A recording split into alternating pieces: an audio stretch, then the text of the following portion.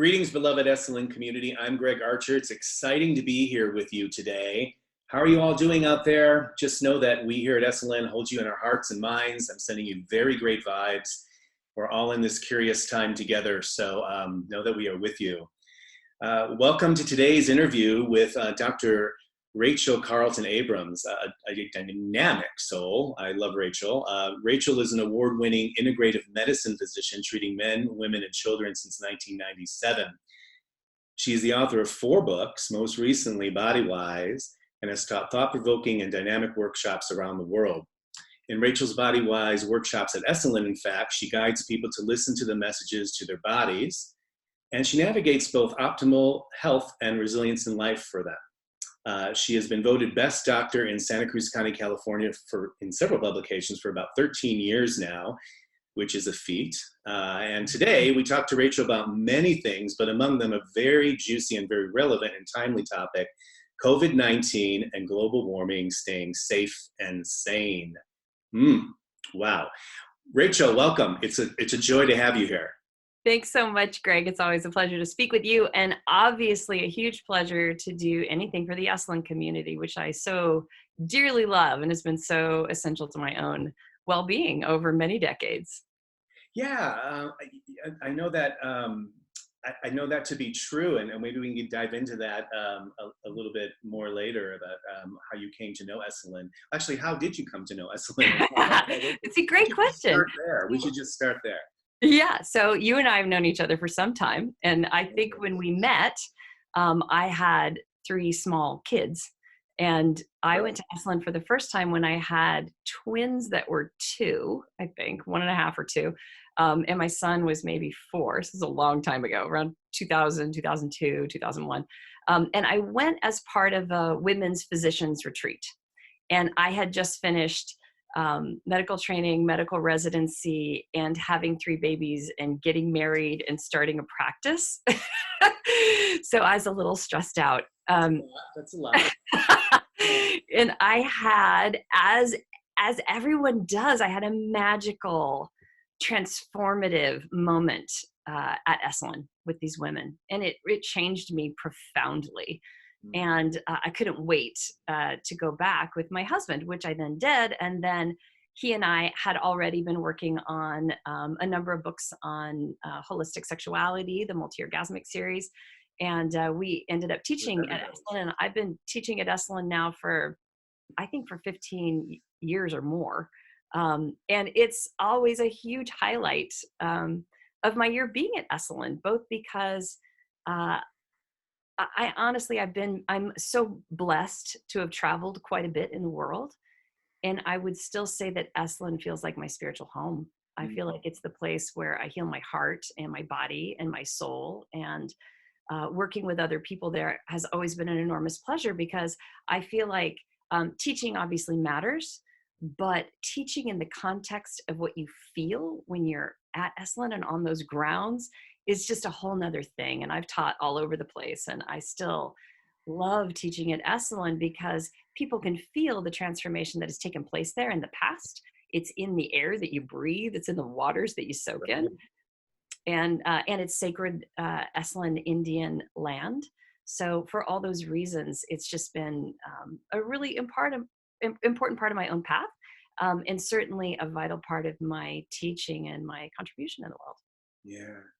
Yeah, that's there's just really something about when you begin that drive down, like to check in, right? Yeah. That just beauty and the glory of the land and the sea and the green and a few people walking here and there, and there's just something quite. When I first came to Esalen for the very first time to actually write about it. 10 years ago, I thought, I don't want to leave. I want to live here for forever. It just felt like a very amazing shire that you could really discover many things about yourself. And so yeah, thank you for being so eloquent in how you described it. It's really neat to hear that. I'm asking everybody, how has this time been for you?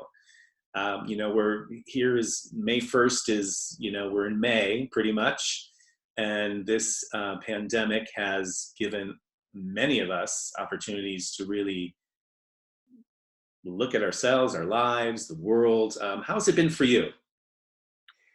It's a great question, and I think like everybody, it's a complex question because I got all my kids back. My adult children are all now back home. There's aspects of that are fabulous. There's a little bit of lack of privacy, but mostly it's a good thing.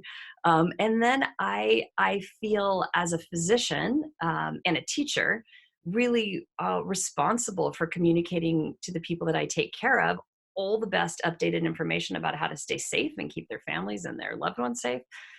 So I have been in the news cycle in a way I'm not used to, and getting information out and seeing people. I'm doing a lot of medical visits on video, occasionally in person when it's necessary, but mostly on phone or video. And um, the caring for people feels good. I will say it's actually helpful for me as a care provider to be providing care. It makes me feel useful and a little more normative.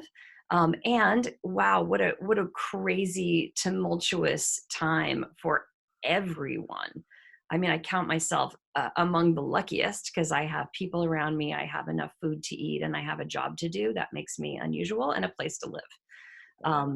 There are a lot of people who are really on the edge in all of those ways, in terms of mood, in terms of loneliness, in terms of food security, housing security, all of it. So, and despite all of it, I consider myself an apocalyptimist, by which I mean, Wow. I I do. really love that. Just as a writer, I love that. I know. One of my friends shared that word with me, apocalyptimist. And I think it's really important. And what's been fascinating is I think I told you that I did a whole Facebook series that I just finished a week ago, a 5-week series on global warming that I had planned before COVID. And then it became COVID and global warming, staying safe and sane. Fascinating because the two are related. We could talk more about that if you wanted to. But um, in the doing of it, I had to be on top of everything and communicating it to people and being public. And it was stressful, but also enormously rewarding at the same time. And what I learned, this particular series was based on the book by Christiana Figueres, who authored the Paris Climate Agreement. It's called The Future We Choose. Awesome book. If anybody's interested, you want one short book to really get you up to date on global warming. If they had to pick one characteristic that's important in order for us to be able to do something about global warming, it's stubborn optimism. And so I have been practicing in my own life. This doesn't mean you don't have doubt or pain or distress or fear or grief. In fact, you should and must have all of those. The point being that you have it, you experience it, you go through it, you come out, and you get back at it in terms of being optimistic. And that this particular characteristic is how they got the Paris Climate Agreement. And I think it is how we're going to get through the political turmoil, the medical turmoil, the financial turmoil of COVID, because the principles are all the same. So being an apocalyptimist is not just a funny idea or a cute idea. It's actually the number one thing I'm going to recommend everybody take on in order to come through this whole financially, politically, and personally.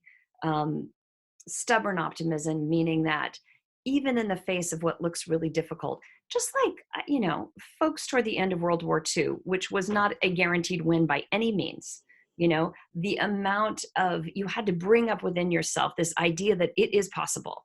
And not only is it possible, but we're going to bring it about. I feel like this is what we need with COVID. And we can all do it. What we have to let go of is the whining and complaining. The government sucks and the president sucks and the healthcare system sucks. And right. What else? What else do you got for us? Because that is not going to get us anywhere. We have to actually move from a place of we have the ability and both the emotional resources and the human resources in order to make a difference. It only takes 3 to 5% of a population to be truly motivated around something to make a difference, whether that is COVID or it's economic disparity or it's global warming. And all these things are, of course, completely related to one another.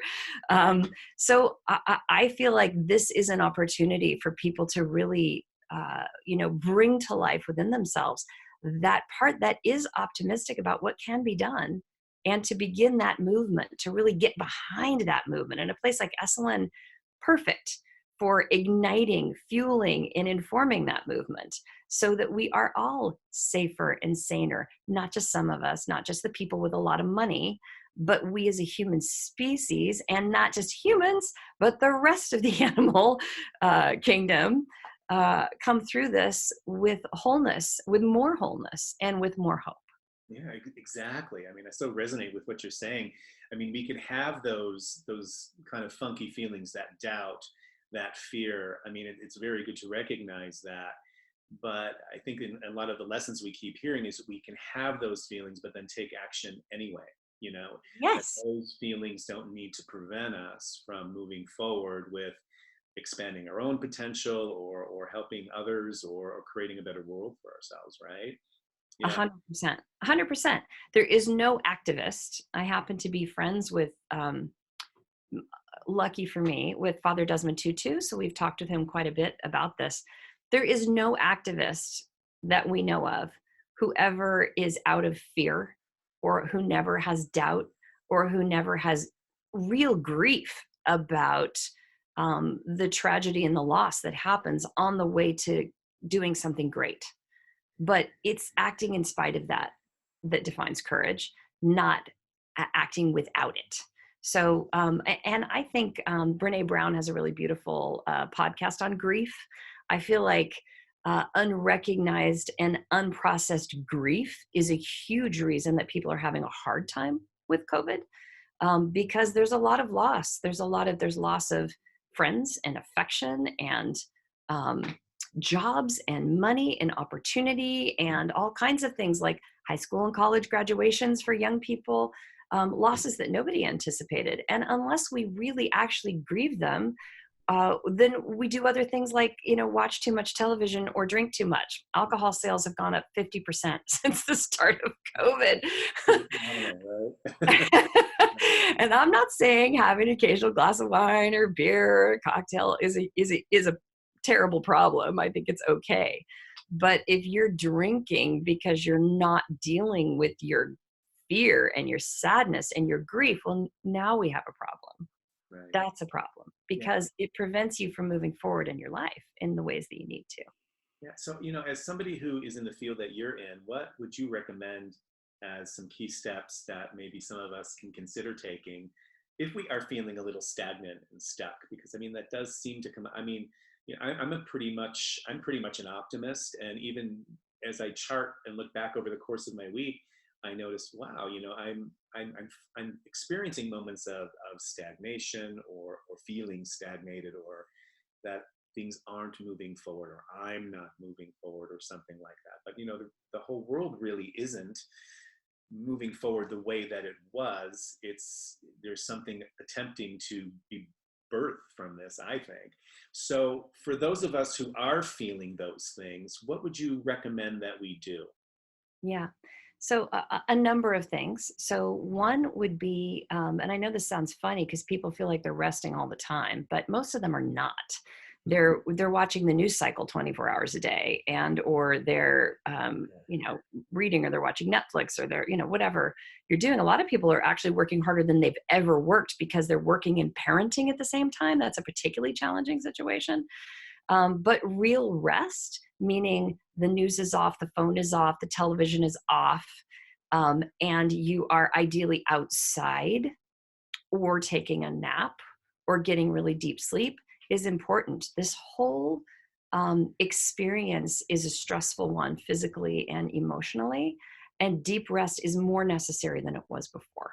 So rest in the sense of sleep, rest in the sense of meditation, reflective time, prayer, rest in this, and then nature.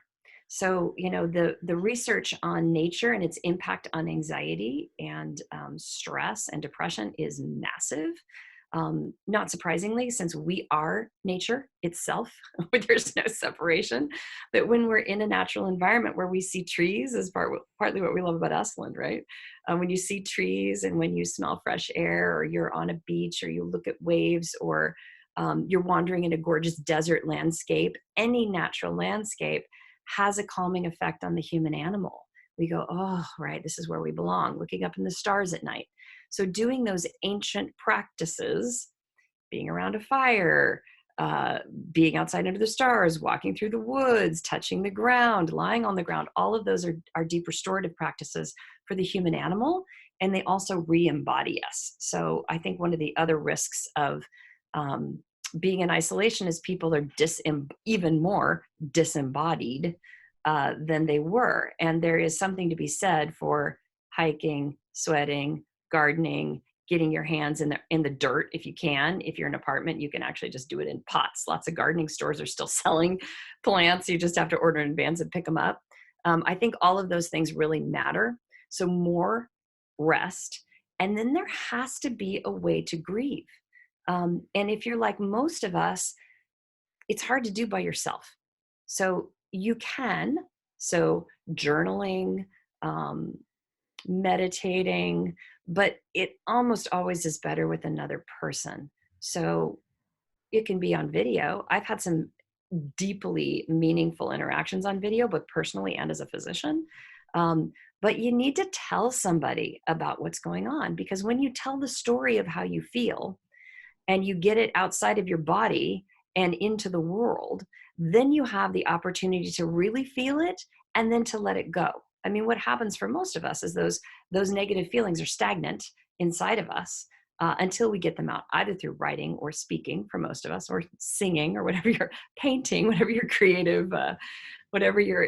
creative exercise is. I think all of that really matters. And I honestly think the entire country could use a good cry every couple of days right now, if we could manage it. And for most of us, that means that we need to be held by someone else's good attention. So you got to pick the right people. Not everybody's a good person to be grieving with, because not everybody's able to handle it. We as a society are in kindergarten around grieving. We don't know how to do it. We reject it. We push it off. We pretend we're never going to die, and neither is anyone else. That's just all falsehood. So, finding the ability to feel the pain and experience the pain is how we get out of this American idea that that pain shouldn't exist. Bullshit. I'm sorry, but not true. And that pain can be gotten over by numbing agents, whether it's television or drinking or shooting heroin or, pick your poison. And none of those really help, because they just put it off. So if we actually move through our grief, then we get back to our own deep creative drive, so that we can do what matters. And what matters might be contacting your elderly neighbor. It doesn't have to be complicated, but getting yourself back in the world in a way that is contributive and creative and rewarding, I think really matters for everybody. Really matters. I'm reminded of the, in hearing you speak, I'm reminded of this scene in broadcast news with Holly Hunter back in the 80s, where she would have these moments to herself where she would just allow herself to cry and purge, and then she was at the edge of a pier once, just sitting, just letting it out, or alone in a room, just to kind of move it through her, and just went forward. She moved forward. Yeah, I love that visual. It just came to mind. You mentioned Desmond Tutu earlier, and you have had an interesting relationship there with the work that he's produced and your involvement with that. I'm wondering what that dynamic soul is thinking about this time. I don't know if he shared anything with you about that or about this. Well, interestingly, I had been trying to get back to see, we call him Father Tutu. That's how he likes us to refer to him. And he really is a father of the people. And he's a priest, so that all makes sense. So we went back to see Father literally right before COVID hit here. So I got back right before shelter in place from South Africa. And so I got to be with him and with Mama Leah, his wonderful wife. And the two of them, I feel like they are the example of optimism that we're looking for.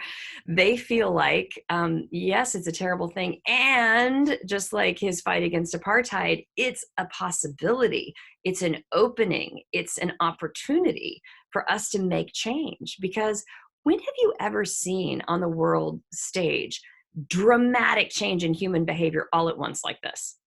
Never. We've never had anything like, but look at what we're capable of. Right. Look at, when alarmed, what the human population can do. So it really, opens up, in my mind, a lot of opportunities, therefore the apocalyptimist, for change. And that's really what he talks about. And the other thing that he would say, and he always says, is, there's this wonderful book on by him that he does the audio for, where he starts every chapter with, "Dear child of God." And I always love that. "Dear child of God." And he always says, we humans, we're so fragile. We're so fragile. We have to be gentle with each other, and we have to be gentle with ourselves. And we're going to stumble, and we're going to fall, and we're going to screw up. That's human nature. We need to be gentle with ourselves. So I think he would say those two things. One, much reason for optimism, that this is an opening in the universe that we can step into. And two, that in the process, you need to be gentle. As a child of God, you need to be gentle with yourself. Gentle. Ooh, take that in. Whoa, I love that. I love that. Are you seeing, it does seem to me that COVID-19 and has, in addition to bringing up so many other things, has made us more aware of what has been going on with our environment, even for those who have been skeptical of some things, this sort of climate change. I wondered if you can talk a little bit more about that, and in detail about what lessons we're really supposed to be learning from this time. Yeah, it's really such a deep and good question, and there's so many interesting things. This is part of the reason I'm an apocalyptimist. So, my husband is working with Jane Goodall right now on a project, and she just came out. She's busier than she's ever been. God bless her. I think she's 86. But she's doing activism and interviews all over the world, and she just made a worldwide call for stopping capturing and using wild animals. Why are we doing this? We don't need to. And mind you, it was a bat and a pangolin that got us this virus in the first place. And, authors have predicted this happening because we know it's a risk. Whenever you bring humans up against wild animal populations, you have the possibility of a zoonoses, an infection in the animal passing to the human race. And it's always a bad idea. Think Ebola, think HIV, right? Okay, because these viruses haven't adapted not to kill people yet. So that's where COVID came from. So one thing I want to say is we are deeply intertwined as human animals, but as all animals, as all life forms. There is no separation, and we need to be respectful of nature and stop using nature in unnecessary ways. We don't need to be capturing wild animals and keeping them near humans. I think it's time to stop. I think we'll look back on this period and go, wow, what were we thinking? What were we doing? And, shout out, our administration just lifted bans on shooting bears and wolves, including mama wolves and their pups, in the Alaskan Wildlife Refuge. So plenty of activism to be had in terms of acting on the behalf of all wildlife. And then global warming really is an invitation to see ourselves in this connected net of life. No different. No different. Global warming affects all of us together, and human activity is what drives global warming. 6% reduction in carbon emissions since COVID-19. Very interesting. Not going to save us from global warming, by the way, just a blip, but it does give us some idea of what might be possible on an ongoing basis if we shift. What if all the cars that are going to get back on the road were actually electric? What if our food systems went back in a more sustainable way? We are hitting pause in a bunch of areas that affect our carbon emissions and global warming. And what if we actually re-entered them in a way that is more sustainable for us and for the planet, because we are all interconnected? The other thing I wanted to say that I think is really horrifying and interesting all at the same time is that I don't know that I've ever been as impressed at the intensity of self-serving media, by which I mean, communities like on Facebook or on Twitter or on Instagram, that, when you are fed the news that you like, when we're seeing the result, the real, mortal result of having news sources that are separated according to special interests. We've never had a more divided media than we have right now, and it's killing people. It's literally killing people. And people have terrible information depending on where they get it from. And I just want to call out, this is on the right and on the left. This is a perfect example about how that circle goes all the way around and extremism on both sides come together. Really, I am so sick of hearing about theories of how this virus was created by governments or created by China, or there is no evidence for that. And all that time spent looking for bad government theories and is time wasted on what we can actually do. And by the way, COVID is a very small reminder of what's coming. Global warming, its impacts on human mortality, on nature, on economic inequality will trump COVID by 10 to 100 times. This is a small thing. What's coming is huge. This is our warm-up possibility. So if we can actually get it together and make some reasonable choices and cooperate on the world stage with other countries, we have a chance. If we don't, COVID is the least of our problems because we will have tropical diseases coming up from warmer areas into colder areas. You think COVID is bad? How about some malaria all across the temperate continents? We still can't adequately treat that. So I think that it's a wake-up call. I really do. And I think that if we wake up, there's much hope to be had. And we needed one.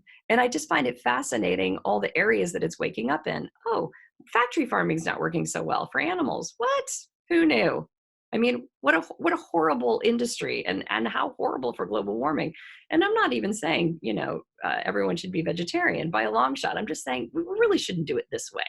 It's not kind and it's not sustainable. There are other options.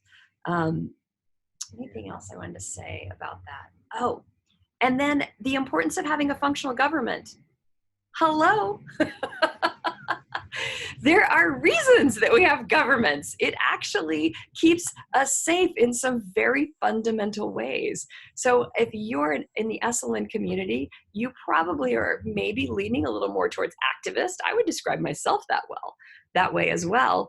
But you don't want your activism to tear down systems that we need, like healthcare and adequate government and communication, when we are at the beginning of a long period of what I think is going to be chaos because of all the natural forces that are at work, COVID and global warming, quick and coming, and all the destabilization it causes.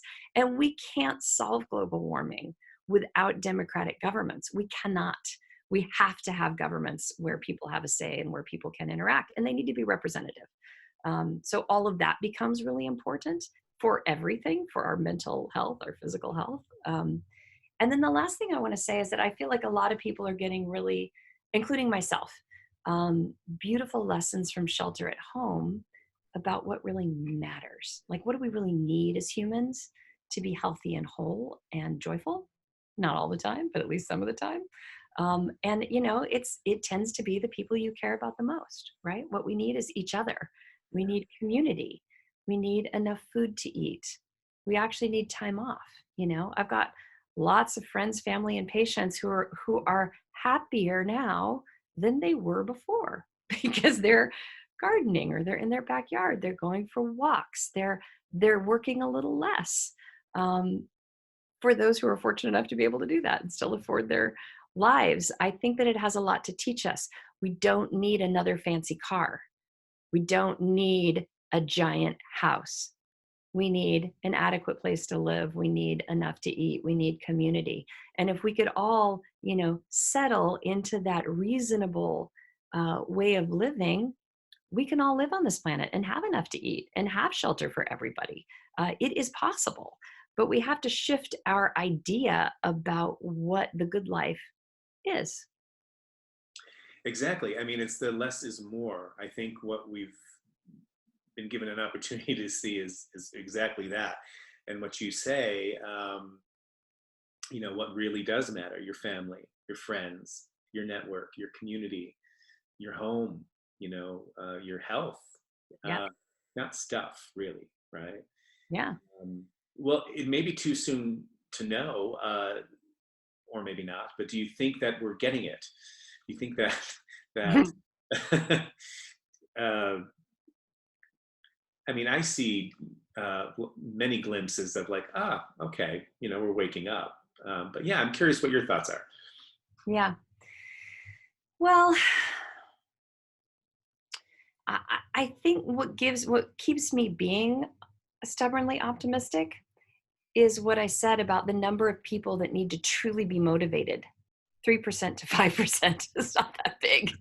Um, and I do think I was talking before about, media that really caters to the extremes. And I think I've begun to think of a movement forward like a river, and that people who are on the extreme in either way, extreme left, extreme right, are like rocks in the boulders in the river. And the river keeps moving. The river just moves around them and leaves them in place. We don't actually need to convince everyone to agree with us in order to move forward. We do need to be able to talk across difference. We do need to be able to ask people who think global warming doesn't exist kindly and with real listening, tell me what that means for you, or how that affects your life, or what you might be afraid of, or how it might affect your job. I mean, we need to be curious and kind across difference, but we don't have to convince everyone who disagrees with us to change their mind. We just need to move forward around the boulders as a river, um, and make the changes that are necessary. And that I think we're capable of. So do I think people are learning? I do. I actually think one of the things that's happening is people are getting stopped in place a bit and having to think. It's easy to put off global warming, as we all have, to the back of the mind and not think about it because it's in the future. And it's no longer in the future. It's now. Yeah. It's now. Yeah. So I think people are coming to terms with many things, or economic disparity, which, by the way, contributes to global warming, and political instability, which contributes to global warming. So, it's all of a piece. And I think that people are being forced to recognize, like, oh, wow, the death rate in African Americans is so much higher. Why is that? Oh, well, the same reason the deaths of pregnant mothers is so much higher among African Americans, because of racism, because of economic disparity, because of social. There's 1,000 different reasons that we need to do something about. That those it not only is it not fair and not moral, it is disrupting the function of our society to have these kinds of disparities. It's not stable. It's sort of like the stock market. These kinds of swings, not great. And it's not great to have wealth disparity like this. We haven't had wealth disparities like this since the 1920s. And I don't need to remind everybody that was followed by the Great Depression. Yeah. Yeah. Well, in your work, you help people with their immune systems, among other things, their health. What are some things that we can do to increase and sustain a good immune system right now? Yeah, thank you so much for asking that question. And if anybody is interested in a one-page cheat sheet, I have one on my website, drrachel.com. It's Dr. all spelled out, Rachel, RACHEL.com. Just on the homepage, there's a COVID-19 kind of prevention cheat sheet. But on it, I talk about really the most important things you can do are not supplements. It's not fancy. The most important things are, just like always, getting enough sleep, eating a reasonable diet, by which I mean a lot of fruits and vegetables, especially brightly colored fruits and vegetables, tons of antioxidants, lots of vitamin C, all the things that prevent illness. I like mushrooms of all types for immunity. Very important. If you like turmeric, that bright orange spice in your food, or ginger, excellent to add into your cooking. Those spices have a lot of immune quality and antiviral quality, actually. And then clean protein sources like nuts and beans, also antioxidant, anti-inflammatory. COVID is this interesting virus that it infects us, so we need an active immune response. But when it is actually threatening people's lives, it's because the immune response is overactive. So it puts us in this interesting spot of, for example, I'm not recommending echinacea necessarily for people who are sick with COVID, because that's an immune activator and it might actually make them sicker. I don't think it's a problem before you get sick, but I do think that when you are sick, it's not great. However, we have some reasonable evidence, none on COVID-19 because it's too new, but some reasonable evidence on what works with viruses if you want to take supplements, or you're someone who is immunosuppressed, or you have significant autoimmune disease, or you're older and at risk. So elderberry is in there. I love elderberry. It tastes fabulous. You can buy it dried and make a syrup out of it. I have a blog on my website that talks about that. Vitamin C, another simple thing that seems to help. It's even being included in hospital protocols now, IV vitamin C for people who are really sick with COVID for its anti-inflammatory properties. So 1,000 milligrams a day, I think, is reasonable. Having a good and normal vitamin D level, very important. If you haven't checked yours, it's safe to take vitamin D3, 1,000 to 2,000 international units daily.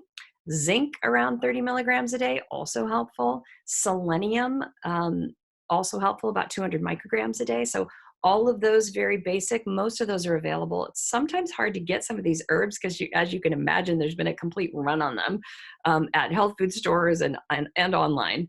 But they're starting to come back on a bit. And then in the more kind of supplement family, besides elderberry, quercetin can be helpful, hard to get right now, but a really wonderful natural anti-inflammatory. Interestingly, it comes from onions and red apples, so you can get it in your diet that way. Garlic, fabulous food to be eating also for its immune properties. And then also green tea seems to be really helpful, which most of us can brew and drink, or you could take a green tea supplement. And then the other things I think about are resveratrol from red wine. I've got lots of patients going, oh, I can drink more red wine. Okay, maybe a glass a day, or you could take resveratrol if you're concerned about it. And then melatonin, which most of us take for sleep, but seems to actually be helpful in terms of immunity against COVID. So mentioning a whole bunch of things there. There is my site, drrachel.com. And I will, and also if you want to sign up for my newsletter, I'm sending this information out to all my patients all the time. The Institute for Functional Medicine also has some wonderful cheat sheets on herbs if you're interested. That's beautiful. Thank you. Boy, that's rich. It's really rich information. Thank you. Welcome. When did you know for sure that you really wanted to do this kind of work? When did it hit you like, oh, yeah. So I read those books when I was a kid about the veterinarian who was a country veterinarian, All Things Bright and Beautiful, All Creatures Great and Small. Yes. James Herriot, I think. And I was enamored of it because I just love the natural world. I really spent most of my childhood in the woods. And I wanted to be a vet. And my father, who's a pastor, at some point said to me, you know, Rachel, if you're going to spend all that money and get all that training, you should help people. And so I literally wanted to start, I started wanting to be a doctor when I was about 12. So I'm one of those odd people who knew very early. And then I was thinking about this and I came upon my entrance essay to college in 1985. And I wrote about mind, body, spirit healing. That was my application at 18 to college. So I would say I have been on this route for a long time. And I love what I do. I feel like it's what I'm meant to do, what I'm on earth for, is to help people be body, mind, spirit healthy in a way that allows them to be in their strength and to do what needs to be done in the world. So I'm quite aware that this is what's needed next is not a single leader movement. This is not a Martin Luther King moment.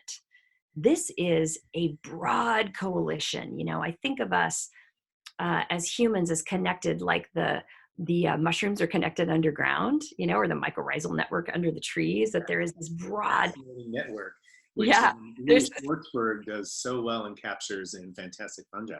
Yeah. Yes, yes, such a great movie. So I think humans have the same thing, but it's really on an energetic level. I mean, anybody 6 feet away from you is actually part of your heart energy field, and it is impacted by your feelings. So we do have this network among us and the natural world, that is connected in that way, in that interwoven way. And so I, as an individual, don't need to save anybody. That's not a helpful construct. I need to do what I can do in the circle I'm in, and mine happens to be integrative medicine and healing and teaching. And then you, Greg, need to do what you can do in your world, in media and communication and speaking to people. And each of us in our little part in the net are the thing that creates the wave that makes us move forward. So, I see my part in that as really supporting other people to be in their best selves, to be and in that body, mind, spirit way. And I take physiology seriously. I love the doctor part of my job. And I do a lot of advanced testing and fancy integrative holistic stuff. But I never see that as more important than the other work, which is, what we've been talking about. What do you really value? What matters in your life? How connected are you to other people? In fact, as a doctor, the research on love and connection proves to be far more important than any medication you ever take, any herb you ever take, exercise or diet, all of which are important, of course. But whether you love, whether you feel loved, and whether you feel part of a community has a much bigger impact on whether you get sick and on your mortality than any other factor. And they've even done tests with cold viruses. People with more communities, who are part of more communities, are half as susceptible as people with the lowest number of communities. So it's a big deal. It is a big deal. That connection is vital, Yeah. It's vital. Well, a few more questions for you. I love hearing you speak, and there's so much passion behind everything you're discussing and you're sharing, and it's beautiful to see your life force, shared like this. So, and to see how you've evolved. I've known you for what? A long time. Long time. Something like that. And you may have answered this question in a lot of the things that you shared. But what brings you a really beautiful sense of wonder and awe? Oh, it's got to be nature. I mean, I think I said before that as a child, I spent most of my childhood in the woods. I love that my parents practiced sort of benign neglect of me. I was the third kid. They were like, over it, it's fine. So please come home by. You were in the woods. Yeah, come home by sundown. So I'm still like that. When I need grounding, I need trees and water and sand and dirt, and that's where I go to. That's my sacred place. And I would say I'm quite aware at this point that I may have originally wanted to be a veterinarian and decided to become a doctor, but I'm very clear that at this moment in my life and for the rest of my life, that I'm not just speaking for humans, and I am not just acting for humans, that really I'm about all life, including humans, but no more so than any other aspect of life on the planet, because it feels the sense of deep wonder and amazement that I have at, let's just say, that mushroom network we were talking about, and that if the fact that it underlies us all over the earth, or that if I'm standing in an intact forest, a virgin forest that hasn't been logged, that under one footfall there are 400 kilometers of mycorrhizal network. I'll say that again because it's hard to take in. Under 1 foot, 400 kilometers of mycorrhizal network under the ground. Yeah, it's profound. It's profound. And the fact that the trees are communicating through that network with, by the way, isn't just a tree network. It's mycorrhizal because it's the tree roots connected to the fungal roots. The trees provide carbon. The fungus provides nutrients that the tree needs. So it's a symbiotic system. But through that system, the trees actually communicate with all the other trees using neurotransmitters, things that look like glutamate, which is a human neurotransmitter. Yeah. And then they communicate with sonar, and they find water, and they communicate with pheromones like we do. Like, you know how women, who, when they live together, they start to menstruate together because in their sweat, they release pheromones and then they all sync up their cycles. I'm living with both my daughters right now. I can verify this is the case. But the trees release from their leaves pheromones into the air, so that if a tree is getting attacked by an insect, like let's say the Japanese beetle that attacked the forests in Canada and the US in the Northwest, those trees will tell all the downwind trees through these pheromones that they're being attacked. And the downwind trees will upregulate their tannins, their bitter substances, so they're less delicious to insects, which is why a tree in an intact forest with these connections intact is 4 times less vulnerable than a tree in a forest that's been logged. Fascinating. So the trees survive by being interconnected, right? They're not mobile very much, at least, but they're deeply interconnected in this family network. And they actually send nutrients to their offspring and to even other trees, other species. I feel like that is a place that nature instructs me. Nature tells me what I need. You know, I'm not doing well. Am I connected with other people? Am I really reaching out? Am I communicating my needs? Am I asking for what I want? You know, how strong is my net? We all need that. So I mean, it goes on and on and on, the metaphors of, and when you look at that mycorrhizal network, it looks exactly like the neurons in the brain, which look exactly like, riverbeds from outer space, which look exactly like the pattern of dark matter in the universe, which look a lot like intracellular patterns. You know, life is life is life. We are just a small human blip in the spectrum of life and in time. So I find being inside of nature and really understanding my place in it, necessary but small, is really helpful for me. I find it reassuring because it's just not about me. I'm a blip, right? Was before me, it'll go on after me. Even if we completely screw everything up and global warming devastates the human population, the Earth's going to recover. The Earth's going to recover. It'll lose a lot of species, other species, but the Earth's going to recover. So I find nature and the wisdom of nature deeply reassuring. Mm. Yeah, it's good to take maybe a few seconds to pause and let that sink in, because you just expressed that so articulately, and it's beautiful. Thank you for sharing it the way you did. You're welcome. Yeah. Whew. Take that in, folks. Take that in. Take that in. Take that in. One last question for you. What's the most interesting thing you've been learning about yourself lately? Well, I know. yeah. Okay. So 2 things. One is that I'm not nearly as nice as I thought I was. Shockingly. That's interesting. Really? Yeah. You know, I think that what I'm learning as I get older is that regardless of the words that come out of my mouth or my degree of filtering of the words that come out of my mouth, that how I feel and my facial expression, especially to people who know me / my family or my friends, that my thoughts are really who I am in a way. And that the thoughts I have that are not so kind to myself are also reflected out into the world around me. It's that web that I'm interconnected. And that until I really, get even a deeper level of learning around how gentle and kind I can be with myself, I'm not going to be as good an influence to that World Wide Web I'm connected to.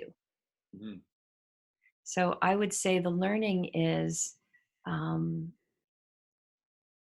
think we all know this. I just am feeling it in a really visceral way, that how I treat myself and the voices inside my head is the way I treat others.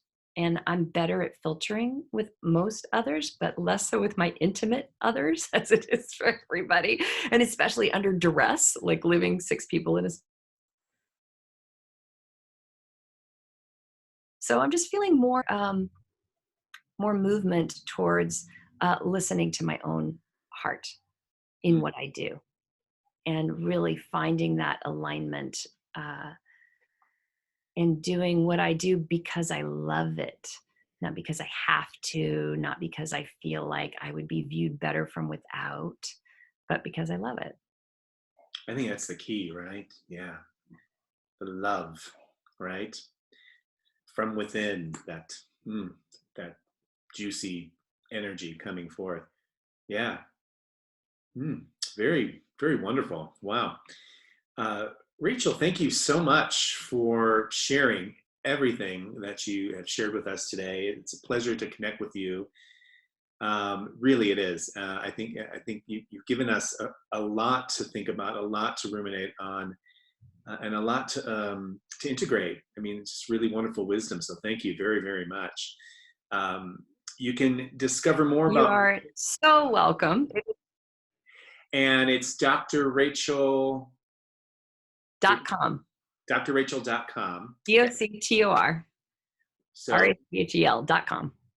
so everyone check out drrachel.com for updates, and also cheat sheets to stay, Yeah. keep the immunity up. Look Yep. for that thing. And if you're interested in the COVID and global warming talks, those are on my Facebook page, which is at Dr. Rachel Abrams. Wonderful.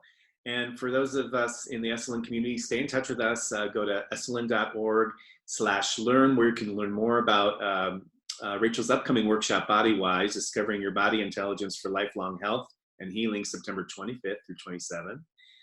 All of us, please be safe, stay connected, express what you need. I loved how you said that earlier. It's good to express what we need, know what you need, express it. So everyone stay safe. Click on our website, esalen.org. On the top, if you click on Learn More, you'll go to a series of all of our blogs and ways to stay connected with us and our extended community. We will see you on Instagram at Esalen, so join us there. And next week, join us for a wonderful interview with the dynamic Paul Selig, who will join us. So that's going to be dynamic and wonderful. So, Rachel, thank you so much. Thank you, thank you, thank you. You're so welcome, Greg. Really a pleasure. And love to the whole Esalen community. And everyone, stay safe, stay safe. We'll see you very soon.